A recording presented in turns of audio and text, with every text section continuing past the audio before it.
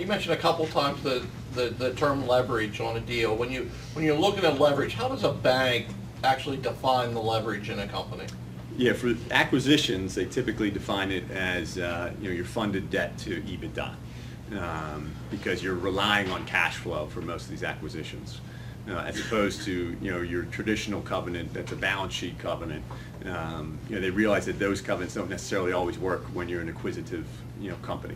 So they're relying more on the cash flow. So they're looking at your senior funded debt or your total debt to what your cash flow is, and that's what, when we talk about 2.5 times or 3 times, that's the leverage that we're looking at.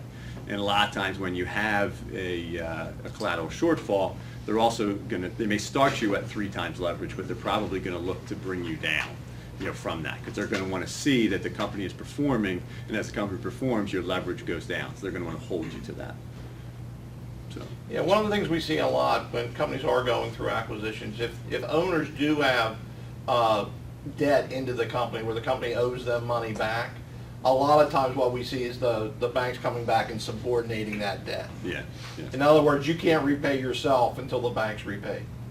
And if you do that, they'll allow you to add that back into your equity, right, from an equity standpoint. So if you do have debt on the balance sheet, you expect to get repaid for that from an acquisition standpoint, and you are in an airball situation, the bank's probably going to come back and not allow you to repay that debt. So if you want to do it before the transaction. Show a post-transaction to the bank what it looks like if you want to get some money out before the transaction, and you can afford to do that.